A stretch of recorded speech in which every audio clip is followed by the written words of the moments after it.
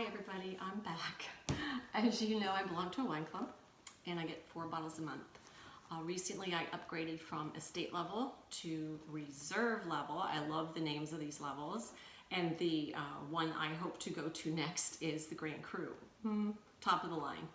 So with these 2 cases that I'm going to open today, I'm going to share with you. I'm not going to pull out every one. I'm just going to let you know what 2 cases that I got because I'm curious myself.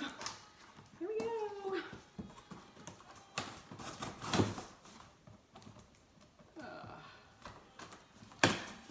Okay. So as you know, these are all from Napa and Sonoma Valley in California, which I totally love. First case, it looks like I got 2014 Oak Cliff Rogues Blend. Ooh. 2016 Vidal Cabernet Sauvignon from the Vidal Vineyards. And the remaining of the case is 2012. I had some of this. I really liked it. I wanted to order a whole case, and they sent it to me anyway, so they must know it's good. 2012 Oak Cliff La Bella, which means beauty. Let's see what's in this one. Oh, they pack them really good. This is how they pack it. Here's the whole case. Ooh, it makes it easy to come out. This one is more Oak Cliff Cellars Rogues Blend. That's good. I love that stuff. Oh, it looks like I got half a case of Chardonnay. That's pretty cool. I saw this open the other day. That is awesome. These are from Napa Valley. So I did a little research, and all these wines are handcrafted from over 750 vineyards in Napa and Sonoma in California. And they take the time, and I found this article that it's such a good read. I have to read it to you. It's about someone visiting the factory that churns out 50 million bottles of wine in a year. Can you imagine the junk they put in there? I'm sorry, but they just do. And reading this story really helps you understand. So this is what they say. A first sign that something was different was the securitized doors. I've never heard of that word, and I work for a security system. I've been to a lot of wineries, and none of them have security guards and doors requiring a key to open. Neither have I. The little wineries and vineyards I've been to are so cute and quaint, and nothing like this. Next, the lab coats. They were bright green and long with buttons and pockets. These coats were required apparel for entering the winery, which could in fact be better named a wine factory. What else do you call a building that produces 50 million bottles each year, many of which actually are boxed bottles, is just a unit of measurement.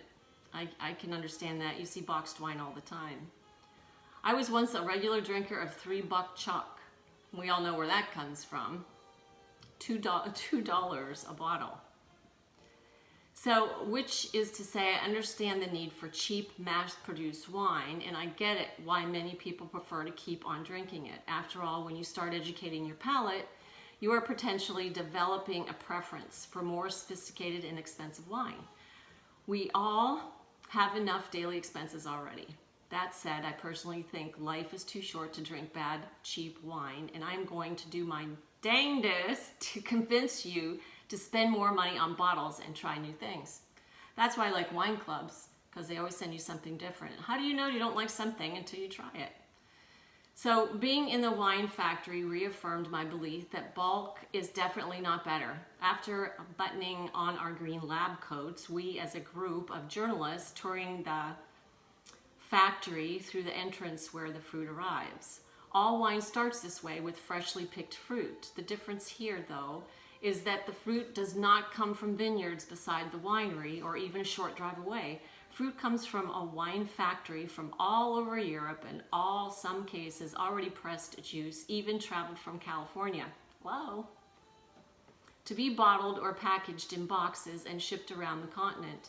About 20,000 different producers alone deliver fruit to this wine factory. Within the winery, there are enormous stainless steel tanks, which were where the juice begins to ferment, with an addition of industrial yeasts. Moving forward, we saw a series of filtration devices. This is where the fermented juice gets cleaned, so no bacteria, sediment, or yeasts are left over.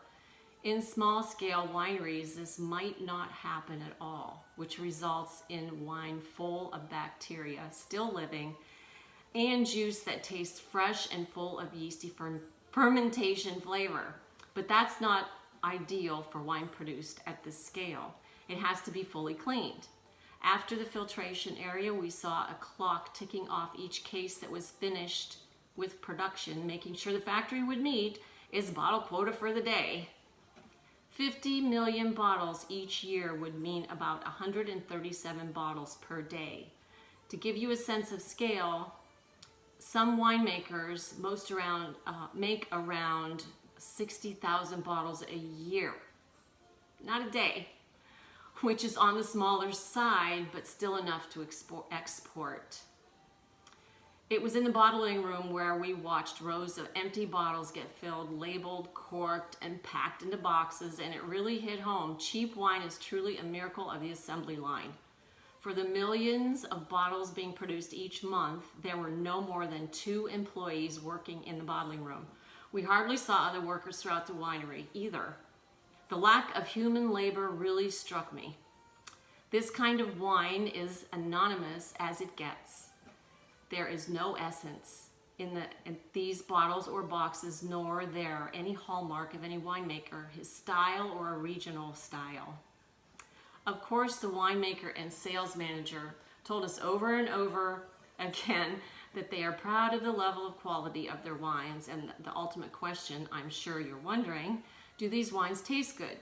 Compared to most of the wine I drank, no, they tasted terrible. They were like drinking Kool-Aid or Tang instead of freshly squeezed orange juice. These wines tasted dead to me. The flavors were so artificial and manufactured, and nothing about them reflected the land or the culture, even though we were right in the heart of the best vineyards. If you're really not interested in how wine can reveal cultural history, then that's fine. You should only drink cheap wine produced in these kinds of factories.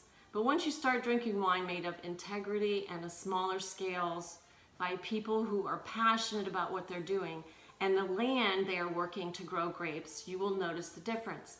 And you might even feel some kind of an experience where wine actually moves you and makes you feel something you can't quite put words to. That's what a truly great wine can accomplish. Now, the story was a little long, but totally worth it. It makes sense. The wine that we get are on a smaller scale, and they're from vineyards that are passionate about what they do. So if you're interested, I'm going to post a link below. And it's not too late for Christmas. I got mine.